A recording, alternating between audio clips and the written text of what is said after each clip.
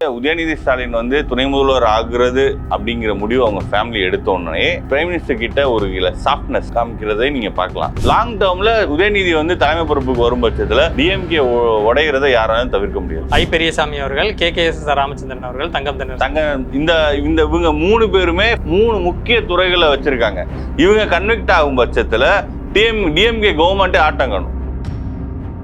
ADMK டிஎம்கேங்கிற setup வந்து இப்போ உடைய ஆரம்பிச்சிது. இது வந்து அடுத்த 26ல அந்த உடையிறது வந்து உங்களுக்கு விர்ச்சுவலா தெரியும். நெக்ஸ்ட் பாலிடிக்ஸ் வந்து நெக்ஸ்ட் ஜெனரேஷன் மாறுது. உதய், ஆக்டர் விஜய் அவர்கள், அண்ணாமலை அவர்கள், இவங்க 3 பேரும் கேஸ் வேல்யூட விஜய் வர்றப்போ ஆன்டி டிஎம்கே ஓட்டு ஃபுல்லா விஜய்கிட்ட கன்சல்டேட் ஆகும். ஏடிஎம்கேல இருக்கிற ப்ரோ ஹிந்துத்துவா ஓட்டு ஃபுல்லா அண்ணாமலைகிட்ட கன்சல்டேட் ஆகும். இந்த செக்குலர் ஓட்டை வந்து விஜய் கிட்ட டிஎம்கே இழக்கும் பட்சத்தில் டிஎம்கே வந்து 20% கீழே போகும். இந்த 4 விஷயமும் இருந்தா தான் பிஜேபி டேக் ஆன் பண்ண முடியும். அதனால இந்தியா கூட்டணி வந்து விர்ச்சுவலி கான்.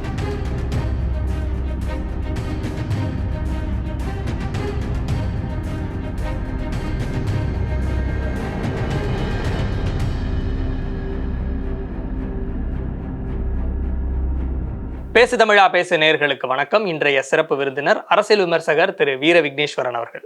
வணக்கம். வணக்கம். உதயநிதி ஸ்டாலின் அவர்கள் துணை முதலமைச்சராக போறாரு, கூடிய விரைவில் அது நடக்கும், அதுக்கான ஏற்பாடுகள்லாம் போயிட்டு இருக்கு அப்படின்னு பலர் சமூக வலைதளங்கள்ல சொல்றதை பார்க்க முடியுது. பத்திரிகையாளர்கள், அரசியல் விமர்சகர்கள் எல்லாம் சொல்றாங்க. அது உண்மையா? எப்போ நடக்கும்? கண்டிப்பா அதை நோக்கி டிஎம்கே தலைமை வந்து நான் கண்டுகிட்டு இருக்காங்க. நீங்க உதயநிதி ஸ்டாலின் வந்து துணை முதல்வர் ஆகுறது அப்படிங்கிற முடிவு அவங்க ஃபேமிலி எடுத்தோடனே பிரைம் மினிஸ்டர் கிட்ட ஒரு சாஃப்ட்னஸ் காமிக்கிறதை நீங்க பார்க்கலாம்.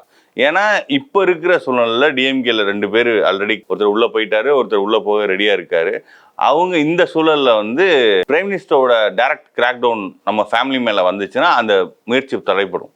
அதனால ஒரு அளவுக்கு பிரைம் மினிஸ்டரோட ஒரு ஈக்குவேஷன்ஸை குறைஞ்சபட்சம் அந்த பவரை டிரான்ஸ்ஃபர் பண்ணி கொடுக்குற வரையும் நீங்க பாத்தீங்கன்னா ஸ்டாலின் அதுக்கு அது நடக்கணும் அப்படின்னா திமுகல இருக்கக்கூடிய கட்சிக்காரங்க, பொதுக்குழு, செயற்குழு உறுப்பினர்கள், எம்எல்ஏக்கள், எம்பிக்கள் இவங்க மனசு வச்சாலே போதும் இல்லையா? அந்த பவர் டிரான்ஸ்ஃபர் ஆயிடும். இல்ல, நீங்க அப்படி நீங்க பண்ண முடியாது. ஏன் அப்படின்னா நீங்க சசிகலா அவர்களுக்கு வந்து 135 எம்எல்ஏஸ் இருந்தாங்க. நீங்க அதே லாஜிக் நீங்க சசிகலாவுக்கு பொறுத்தலாம். அந்த அம்மாவுக்கு 135 எம்எல்ஏஸ் இருந்தாங்க. ஆனா கவர்னர் பதவியேற்பு பண்ணல. ஓகே. நீங்க வந்து ஒரு சென்ட்ரல்ல ஒரு மெஜாரிட்டி கவர்மெண்ட் இருக்கிறப்போ நீங்க உங்க இஷ்டத்துக்கெல்லாம் உங்களுடைய மெஜாரிட்டியை எதாவது பண்ண முடியாது. அவங்க நினைச்சா கிராக் டவுன் பண்ண முடியும்.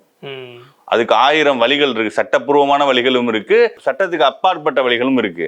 அதெல்லாம் கனெக்ட் பண்ணி தான் அவங்களுக்கும் நிறைய வீக்னஸ் இருக்கு. டிஎம்கேக்கும் நிறைய வீக்னஸ் இருக்கு. ஒரு பக்கம் சனாதனம் எய்ட்ஸ்ன்னு பேசிக்கிட்டு ஐடியாலஜிக்கலாக அடிச்சுக்கிட்டு, இன்னொரு பக்கம் பவர் டிரான்ஸ்ஃபருக்காண்டி ஒரு ஈக்குவேஷனுக்கு டிஎம்கே தலைமை போக முயற்சி பண்ணுது. பட் ஆனால் இது அவங்களுக்கே பேக் ஃபயர் ஆகும் லாங் டேர்மில்.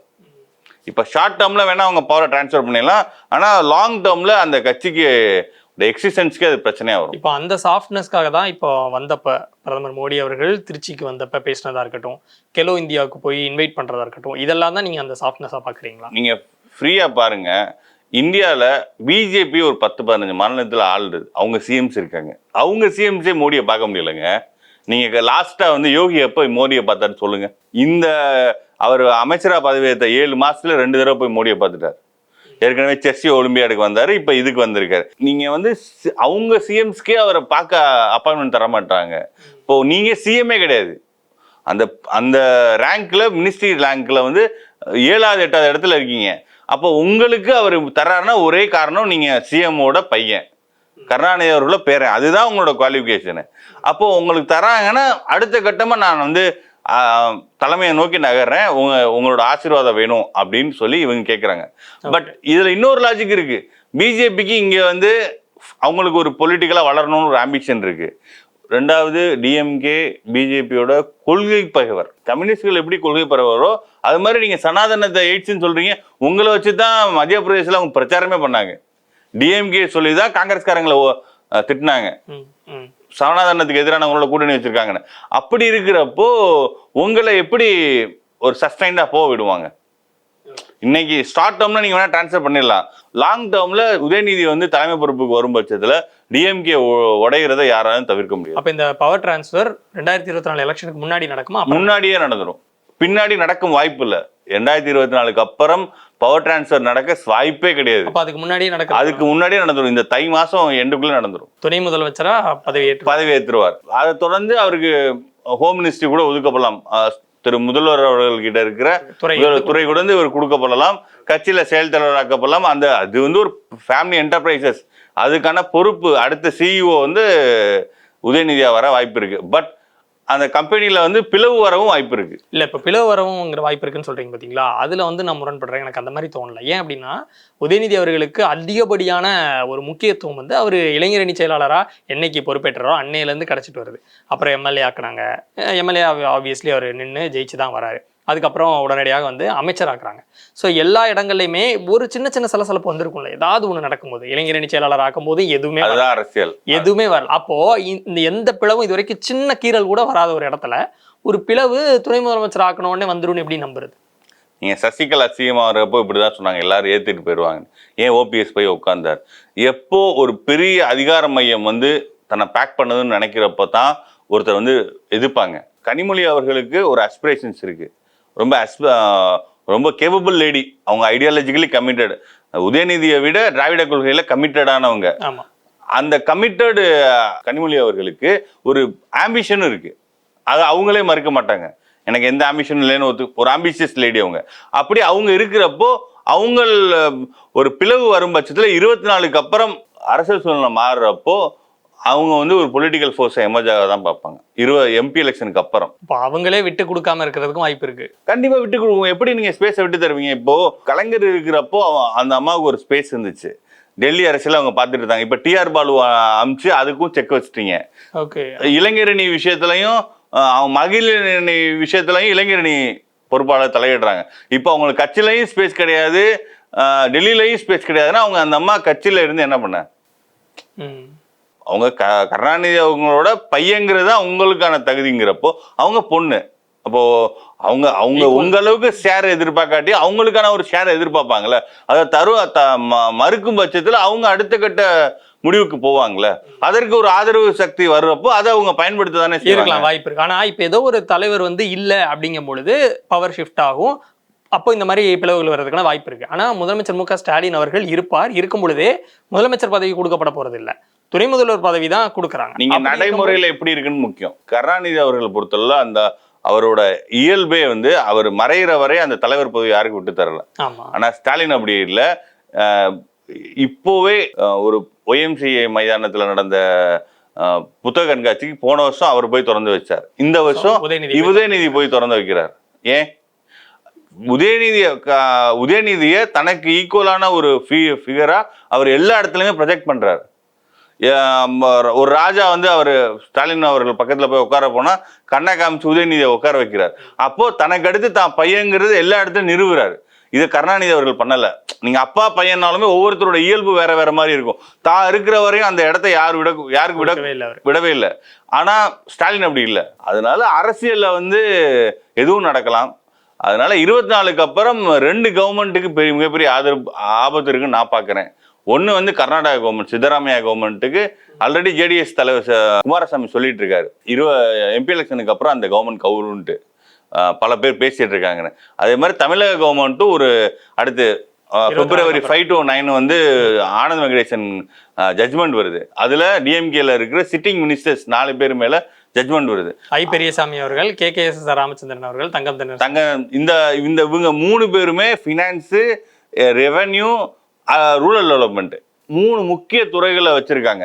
இவங்க கன்விக்ட் ஆகும் பட்சத்துல டிஎம்கே கவர்மெண்ட்டே ஆட்டங்கணும். கவர்மெண்டோட 3 முக்கியமான மினிஸ்டர்ஸ் இவங்க கன்விக்ட் ஆகுறப்போ ஆல்ரெடி 2 பேரு, இப்போ 3னா 5 இல்ல இப்ப எடுக்க போறாங்க. அந்த டேட்ல வரப்போ நீங்க கன்விக்ட் ஆயிருவாங்க. ஏன் அதை நான் கன்விக்ட் ஆக வாய்ப்பு அதிகம் இருக்குன்னு நான் சொல்றேன்னா, அந்த கேஸை வந்து யாருமே ஃபைல் பண்ணல, அப்பீலுக்கு யாருமே போகலைங்க. ஜட்ஜ்மெண்ட் கீழமை கோர்ட் கொடுத்துருச்சு. அவர் ஆனந்த் வெங்கடேசன் சுகமோட்டோவா எடுக்கிறாரு. நீங்களே பாருங்க, ஒரு கேஸ் அப்பீல் பண்ணாம நீங்க சுகமோட்டோவா எடுக்கிறீங்கன்னா அந்த கேஸ்ல நீங்க கன்விக்ட் ஆகலன்னு எடுப்பீங்களா? ஓகே, இப்போ அந்த அளவுக்கு அதுல வந்து இந்தியா ஃபுல்லா அந்த அளவுக்கு ஸ்ட்ராங்கா இருக்கு, கன்விக்ட் பண்ண முடியும்ங்கிறதுனால அந்த பேப்பர் ஸ்ட்ராங்கா இருக்கு. ஓகே ஓகே அதனாலதான் அவர் ஏன்னா இந்த கேஸ் வந்து ஒரு கொலை கேஸ் கிடையாது. இந்த கேஸ் வந்து டிஸ்ப்ரொபோர்ஷனேட் அசெட் டிஏ கேஸ். அதுல வந்து ஆன் த பேப்பர் ரெக்கார்ட்ஸ் பேசும். நீங்க எத்தனை ஜட்ஜு அதுல வந்தாலும் அங்க இருக்கிற ரெக்கார்ட்ஸ் தான் பேசும். நீங்க கூட்டி கழிச்சு பாக்குறப்போ உங்களுக்கு வந்து ஒரு கோடியோ 2 கோடியோ கூட இருந்தா எத்தனை பேர் கூட்டினாலும் அதானே வரும். ஜெயலலிதா கேஸ்ல வந்து கீழமை கோர்ட்டை தான் சுப்ரீம் கோர்ட் அப்பீல் பண்ணுச்சு. ஏன் அப்பீல் பண்ணாங்கன்னா அது கூட்டல் கணக்கு. டிஏ கேஸ்ல பெரிய மாற்றங்கள் வராது.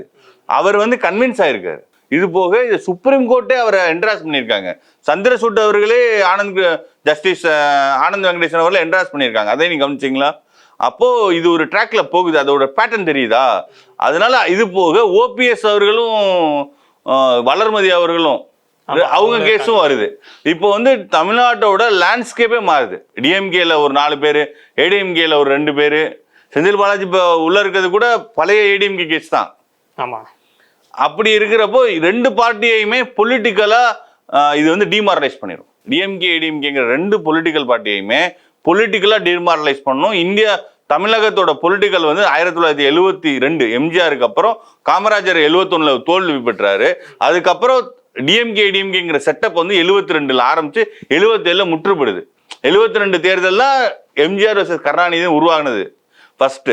அப்ப அதுக்கப்புறம் ஒரு 50 வருஷம் தொடர்ந்து ஏடிஎம்கே டிஎம்கேங்கிற செட்டப் வந்து இப்போ உடைய ஆரம்பிச்சிருச்சு. இது வந்து அடுத்த 26ல அந்த உடையிறது வந்து உங்களுக்கு விர்ச்சுவலா தெரியும். அடுத்த எலெக்ஷன் நடக்கிறப்போ இந்த டிஎம்கே ஏடிஎம்கே பொலிட்டிக்கல் ஃபோர்ஸ் வீக்கன் ஆகுறது விர்ச்சுவலா தெரியும். ஓகே. இப்போ அந்த நேரத்துல தான் பாத்தீங்கன்னா விஜய் அவர்களும் அரசியலுக்கு வருவாரு அப்படின்னு எதிர்பார்க்கப்படுது 26ல. ஸோ இப்போ ஷுவரா 26ல அவர் வந்துருவாரு நீங்க நினைக்கிறீங்களா? உறுதியா எம்பி எலெக்ஷனுக்கு அப்புறம் நான் அவரை அசஸ் பண்ண அளவுல 24க்கு அப்புறம் அவர் நேரடி அரசியலுக்கு வருவார். 26 தேர்தலில் எதிர்கொள்வார். ஏன்னா என்டிஆர் மாதிரி 83ல என்டிஆர் வந்த மாதிரி தன்னை சென்ட்ரிக்கா தான் அவர் அரசியலுக்கு வருவார். எம்பி எலெக்ஷன்ங்கிறது நேஷனல் லெவல் நடக்கிற எலெக்ஷன். அதோட அஜெண்டாஸ் அதுல அவர் ஃபோக்கஸ் பண்றதுக்கு விரும்பல. இல்ல அஜெண்டாஸே வேற. அதுல அங்க வந்து யாரு சென்ட்ரிக், மோடி இல்லையா, அதுதான் கண்டென்ட். எம்எல்ஏ எலெக்ஷனுங்கிறது வந்து அங்க யாரு சிஎம் ஆகுறா அது சென்ட்ரிக். அப்போ விஜய் அரசியலுக்கு வரும் பட்சத்துல ஆன்டி டிஎம்கே ஓட்டு, செக்குலர் ஓட்டு, டிராவிடியன் பிளஸ் செக்குலர். தமிழ்நாடுங்கிறது ஒரு டிராவிடியன் ஐடியாலஜி, சமூகநீதி டிராவிடியன் ஐடியாலஜி பிளஸ் செக்குலர். இந்த பிளாங்க்ல தான் விஜய் அவர்கள், நான் அவர் பேசின வார்த்தைகள் பெரியார், அம்பேத்கர், காமராஜர்னு சொல்றப்போ அதை நான் இப்படிதான் டீகோட் பண்ணிக்கிறேன். அவர் ரைட் விங் அரசியலும் பேச போறது இல்ல, தமிழ் தேசியமும் பேச போறது இல்ல. அவர் வந்து ஒரு populism, social justice plus secularism, இந்த அரசியல் அது வந்து ஒரு வெரி லாங் சங்க். அதுல வந்து நீங்க வந்து எல்லா செக்ஷன் ஆஃப் சொசைட்டி வரலாம். தமிழ் மக்களும் வரலாம், பிறமொழியாளர்களும் வரலாம், வட இந்தியர்களும் வரலாம், எல்லா செக்ஷன் ஆஃப் த பீப்புளும் வருவாங்க. ரெண்டாவது விஜய் வந்து ஒரு மாஸ் அப்பீல் இருக்கிற லீடர். 96ல எப்படி ரஜினி அவர்கள் ஒரு மாஸ் அப்பீல் இருந்துச்சோ அந்த அளவுல இப்போ பீக்ல இருக்காரு. அப்போ இந்த டயத்துல அவர் வரும் பட்சத்துல ஒரு வைடு ஒரு ஃபேமிலி ஆடியன்ஸ், அதாவது பெண்கள், குழந்தைகள், இளைஞர்கள், பெரிய அளவுல இளைஞர் சக்தி வந்து அவர் பின்னாடி அனுபவிக்கும். அப்படி இருக்கிறப்போ நெக்ஸ்ட் பாலிடிக்ஸ் வந்து நெக்ஸ்ட் ஜெனரேஷன் மாறுது. உதய், விஜய் அவர்கள், ஆக்டர் விஜய் அவர்கள், அண்ணாமலை அவர்கள், இது இவங்க 3 பேரும் சென்ட்ரிக்கா தான் பாலிடிக்ஸ். Next generation. அதுல ஒரு டவுட் எனக்கு என்ன அப்படின்னா, நீங்க என்ன சொல்றீங்க அப்படின்னா 2024க்கு முன்னாடியே பவர் ஷிஃப்ட் உதயநிதி அவர்களுக்கு நடக்கும் பொழுது அப்ப கட்சிக்குள்ள பிளவு வரலாம் அப்படிங்கிறீங்க. அப்படி இல்லைனாலும் 2024க்கு அப்புறம் திமுக ஆட்சி மத்திய அரசால கலைக்கப்பட வாய்ப்பு இருக்குதோ அப்படின்னு சொல்றீங்க. இருந்தும் கலைக்கப்படல, டாப்பிள் ஆகும். கலைக்கிறது வேற, டாப்பிள் ஆகுறது வேற. அதுவே ஆட்சி கவுந்து, அதுவே கவுரும். இப்போ மத்திய பிரதேசல ஆட்சி கவுந்துச்சு, மத்திய அரசு கலைச்சிச்சு. கர்நாடகால ஆட்சி கவுந்துச்சு, மத்திய அரசு கவுந்துச்சு. கவர்மெண்டே கவுரும். அதுக்கான ஃபெசிலிட்டேஷன் ஒர்க் வேணா அவங்க பார்ப்பாங்க. அப்படி கவுந்தும் உதயநிதி அவர்கள் அடுத்த ஜெனரேஷன் வரைக்கும் நினைச்சு நிப்பாராங்கிறத என் கேள்வி.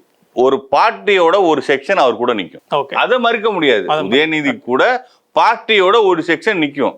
அவர் லீடரா வர்றது அவரோட டேலண்ட்டை பொறுத்து. இப்போ நீங்க கருணாநிதி அவர்கள் பவருக்கு வந்தோடனே எம்ஜிஆர் கட்சியை உடைச்சார். நீங்க ஒரு டிரான்சிஷன் நடக்கிறப்போ சோனியா காந்தி வந்தாங்க, என்சிபி வெளியே போச்சு, இவர் மம்தா பானர்ஜி வெளியே போனாங்க, ராகுல் காந்தி வர டயத்துல தான் ஒய்எஸ் ராஜசேகர ரெட்டி வெளியே போனாங்க. எந்த ஒரு லீடருமே பவருக்கு வர்றப்போ ஒரு டிஸ்பேச் நடக்கும், ஒரு பிளவு நடக்கும்.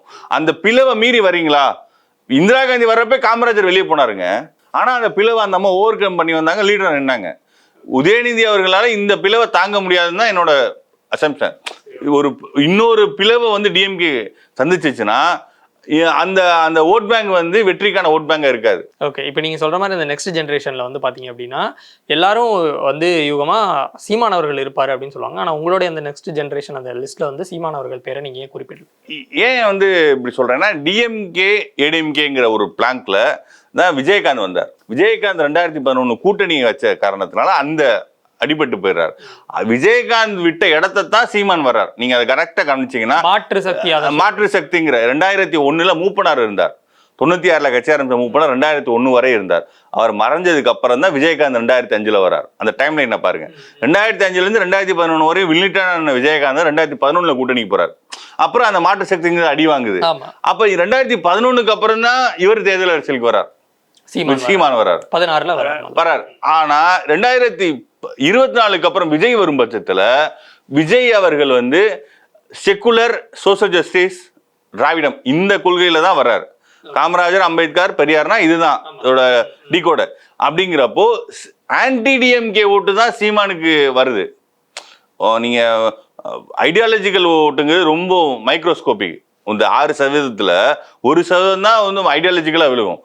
பெரும்பான்மையான ஓட்டு வந்து ஆன்டி டிஎம்கே. நீங்க இருக்கிற ரூலிங் கவர்மெண்ட்டை எதிர்த்தீங்கன்னா அதுக்கு ஒரு ஆதரவு இருக்குங்க. எப்பவுமே அந்த சிஸ்டத்துக்கு எதிராக அந்த மெயின் ஸ்ட்ரீமுக்கு எதிராக ஒரு ஓட் பேங்க் வரும். அந்த ஓட் பேங்க் தான் மில்டன் ஓட் பேங்க். குறிப்பா அதுல பெரும்பங்கு இளங்க யங்ஸ்டர்ஸ். அதை நீங்க கவனிச்சீங்கன்னா சீமானோட ஓட்டர் வந்து அவங்களோட ஒர்க்கர்ஸ் தான் ஓட்டரு. சீமானுக்கு சோசியல் மீடியால இருக்கிற ஒர்க்கர்ஸ் தான் ஓட்டர்ஸா இருக்காங்க. அவங்க காசு வாங்கி இல்லாம பொதுநலத்தோட அவங்க ஒர்க் பண்றாங்க. அந்த ஒர்க்கர்ஸ் தான் ஓட்டரா மாறுறாங்க. ஆனா விஜய் வரும் பட்சத்துல அவர் பெரிய ஃபிகர், டால் ஃபிகர், கல்ட். இப்ப இருக்கிற எம்ஜிஆர் ரஜினி அவர்களுக்கு அப்புறம் தமிழக அரசுல தமிழக சமூகத்துல மிகப்பெரிய கல்ட் ஒர்ஷிப் சொசைட்டி. நம்ம சொசைட்டி நீங்க பாத்தீங்கன்னா காமராஜர், எம்ஜிஆர், கலைஞர், அம்மான்ட்டு எல்லாருமே கல்ட்டு தான் லீடரா வந்திருக்காங்க. ஆர்கனைசேஷன் லீடர் நம்ம தமிழ்நாட்டில் ரொம்ப கம்மி. இருந்தாலும் வந்திருக்கும், திருப்பி வர முடியாது. எடப்பாடி என்ன பிரச்சனை அவருக்கு? ஒரு ஃபேஸ் வேல்யூ இல்லாம தானே தவிக்கிறாரு. அந்த மாதிரி ஒரு ஃபேஸ் வேல்யூட விஜய் வர்றப்போ ஆன்டி டிஎம்கே ஓட்டு ஃபுல்லா விஜய்கிட்ட கன்சல்டேட் ஆகும். ஏடிஎம்கேல இருக்கிற ப்ரோ ஹிந்துத்வா ஓட்டு ஃபுல்லா அண்ணாமலைகிட்ட கன்சல்டேட் ஆகும். நீங்க கொங்கு பகுதியெல்லாம் பாத்தீங்கன்னா இந்த ப்ரோ ஹிந்துத்வா லெவல்ல ஏடிஎம்கேக்கு வந்த ஓட்டெல்லாம் அண்ணாமலைக்கு ஷிஃப்ட் ஆகிட்டே இருக்கு. கன்னியாகுமரி, தென்காசி, கோயம்புத்தூர், பொள்ளாச்சி இந்த பகுதியில், கொங்கு பகுதிகள், தென் மாவட்டம் இந்த பகுதியெல்லாம் எங்கெங்கெல்லாம் ப்ரோ இந்துத்துவா ஓட்டா இருந்துச்சோ அதெல்லாம் வந்து முன்னாடி ஏடிஎம்கேக்கு இருந்த ஓட்டு அண்ணாமலைக்கு போகுது. அப்போ அதே மாதிரி செக்குலர் ஓட் பேங்க், அதாவது 2011, 2014, 16 இந்த 3 தேர்தலில் டிஎம்கே வலுவா தோத்ததுக்கு காரணம் தான் இந்த செக்குலர் ஓட்டை டிஎம்கே பெறல. ஏன்னா காங்கிரஸ் 2014 தனியா நின்னாங்க. இந்த செக்குலர் ஓட்டை வந்து விஜய் கிட்ட டிஎம்கே இழக்கும் பட்சத்துல டிஎம்கே வந்து 20% கீழே போகும். அதுதான் வந்து ரியாலிட்டி. செக்குலர் ஓட்டை வந்து விஜய் அவர்கள் பெரும்பட்சத்துல, செக்குலர் அந்த சோசியலிஸ்ட் ஓட்டை விஜய் அவர்கள் பெரும்பட்சத்துல விஜய் ஒரு ஃபோர்ஸா எந்திரிச்சிருவாரு. அந்த ப்ரோ இந்துத்துவா ஓட்டை வாங்கி அண்ணாமலை ஒரு ஃபோர்ஸா எந்திரிச்சிருவாரு. இந்த 2 பவர்ஃபுல் ஃபோர்ஸுக்கு எதிராக உதயநிதியால நிக்க முடியாது. உதயநிதி ஒரு டிஸ்டன்ட் தேர்டா இருப்பார். எடப்பாடி பழனிசாமி அவர்கள் கொடநாடு கொலை வழக்கு அந்த கேஸ்ல வந்து ஆஜராக போறாரு இந்த மாத இறுதியில. ஸோ அந்த கேஸ் எப்படி போயிட்டு இருக்கு? அதுல அவருக்கு எதிரான தீர்ப்பு வரதுக்கான வாய்ப்பு இருக்கா? ஃபர்ஸ்ட் விஷயம், அந்த கேஸை போட்டதே எடப்பாடி தான். அதுதான் இருக்கு ட்விஸ்டே. என்னன்னா அவர் பத்தின டிஃப்ளமேஷன் கேஸ அதை போட்டாரு. நீங்க டிஃப்ளமேஷன் ஒரு கேஸ் ஒருத்தர் மேல போடுறீங்கன்னா அதுக்கான விளக்கத்தை சொல்லுங்க, என்ன மாதிரி டிஃப்ளமேஷன் பண்ணாங்க உங்களுக்கு. இவர் அதுக்கு வந்து விளக்கு கேட்டாரு. நான் வர முடியாது, நான் சொசைட்டில பெரிய ஆளா இருக்கேன், நான் வர முடியாது. ஆனா ஜட்ஜு வந்து அதை வந்து காம்ப்ரமைஸ் ஆகல. நீங்க தானே டிப்ளமேஷன் கேட்டு போறீங்க, வந்து ஆஜராங்கன்னு சொல்லிட்டாங்க. இது போக இந்த கேஸ் வந்து நீங்க அடுத்தடுத்த கட்டத்துக்கு போகும் பட்சத்துல எடப்பாடி அவர்களையோ இல்ல எடப்பாடி பக்கத்துல இருக்கிறவங்களையோ மாற்றுறதுக்கு அதிக வாய்ப்பு இருக்கு. டைரக்டா எடப்பாடி அவர்கள் பண்ணாருன்னு நமக்கு தெரியாது, அது சட்டம் தான் சொல்லணும் என்ன நடந்துச்சுன்னு. பட் ஏதோ ஒரு விதத்துல அது எடப்பாடிக்கு டேமேஜ் கொண்டு வரும். இன்னும் வந்து இரட்டை வழக்கு இன்னும் சுப்ரீம் கோர்ட்ல இருக்கு, அதையும் மறந்துடக்கூடாது. நடக்கிற சூழ்நிலாம் பார்த்தா ஓபிஎஸ் வந்து ஒரு ஃபைல் கொடுத்துருக்காரு பிரைம் மினிஸ்டர் கிட்ட.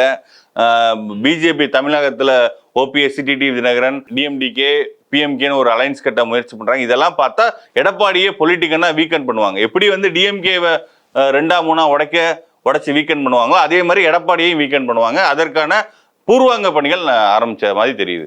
ஓகே, அப்ப அவருக்கும் வந்து ஒரு 2 டிஎம்கே வீக் பண்ணாதானே இங்க ஒரு பொலிட்டிக்கல் ஸ்பேஸே வரும். அந்த பொலிட்டிக்கல் ஸ்பேஸை கிரியேட் பண்றதுக்கான வேலைகள் போயிட்டு இருக்கு. அவருடைய அரசியல் எப்படி போயிட்டு இருக்கு அப்படின்னா, SDPI போடுற மாநாட்டுல அவரை வந்து கூப்பிடுறாங்க. அவரு அங்க போய் அவரு முடிச்சிடறேன் நான். சிறுபான்மையினர் மக்களின் பேராதரவோடு எடப்பாடி அவர்கள் அப்படின்னு சோஷியல் மீடியால போடுறதெல்லாம் நம்ம பார்க்க முடியுது. ஸோ அவர் வந்து பாஜகவை கழட்டி விட்டாச்சு, இனிமே வராம இருந்த வாக்கெல்லாம் நமக்கு வரப்போகுது, சிறுபான்மையினரோட வாக்கு வரப்போகுது அப்படின்னு அவர் மூவ் ஆயிட்டு இருக்காரு.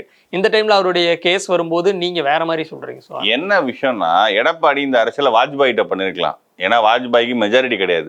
150 சீட்ல பண்ணிருந்தா அடுத்தது 140 139 ஆயிடுச்சு. அவர்கிட்ட இந்த அரசியல்லாம் பண்ணலாம். நீங்க இல்லாமையே அவங்க 350 சீட் ஜெயிச்சிருவாங்க. வட இந்தியால இந்த ராமர் கோயில வச்சு பெரிய அளவுல ரிலீஜியஸ் போலரைசேஷன் நடக்குது. அது நம்ம நாட்டுக்கு நல்லது இல்லை. பட் அந்த இடத்துல வந்து ரிலீஜியஸா கன்சாலிடேட் பண்ணிடுவாங்க. அப்படி திருப்பி சென்ட்ரல்ல பவருக்கு வந்தா இந்த சசிகலாவையே அடிச்சு காலி பண்ணாங்க. சசிகலா உண்மையிலே பார்த்தா சசிகலா பிஜேபியால பெரிய அளவு பாதிக்கப்பட்டவங்களும் அவங்க தான் காரணம். பிஜேபி காரங்க தான் அவங்க வந்து 135 எம்எல்ஏ இருந்தும் அவங்கள சிஎம் ஆக்கல. இன்னைக்கு வந்து சசிகலா வந்து அரசியல் ரீதியா வீழ்த்தப்பட்டது காரணம் பிஜேபி தான். நீங்க வந்து இந்த பவர் பாலிடிக்ஸ் நடராஜன் அவர்கள் பண்ண போய் தான் அவர் இந்த நிலைமையில இருக்கிறார். நடராஜன் சசிகலாவுக்கு என்ன நடந்துச்சோ அதுதான் எடப்பாடிக்கு நடக்கும். ஓகே, அடுத்தபடியாக இந்த இண்டி கூட்டணி, இப்போ சமீப காலமாக அந்த கூட்டணி பற்றி நம்ம பேசுறது இல்லைன்னா கடைசியாக கூட்டங்கள் வந்து அவங்க ரெகுலராக போட்டுகிட்டே இருந்தாங்க. லாஸ்ட்டாக முதலமைச்சர் போய் சந்திச்சுட்டு வந்தாங்க, மு க ஸ்டாலின் அவர்கள் இந்த மீட்டிங்லாம் போய் பேசிட்டு வந்தாங்க. ஸோ அதுக்கெல்லாம் அப்புறம் வந்து இண்டி கூட்டணி ஒரு மாதிரி ஒரு சைலண்ட் மோடில் இருக்கிற மாதிரி இருக்குது. அவங்களுடைய பிளான் என்னவா இருக்குது? நீங்கள் பிஜேபியை வீழ்த்தணும்னா அவங்க ஹார்ட் கோர் ஹிந்தி பெட்டில் அவங்க பெற ஒரு 220 சீட்டில் ஒரு 100 சீட்டை குறைக்கணும். அப்போத்தான் பிஜேபியை நீங்கள் வீழ்த்த முடியும். ஆனால் அதற்கான எந்த முகாந்திரமுமே தெரியல. ஏன் தெரியலன்னா, பஞ்சாப்ல டெல்லியில இப்போ சீட் ஷேரிங் போயிட்டு இருக்கு. 3 சீட்டு காங்கிரஸ் தரேங்கிறாரு.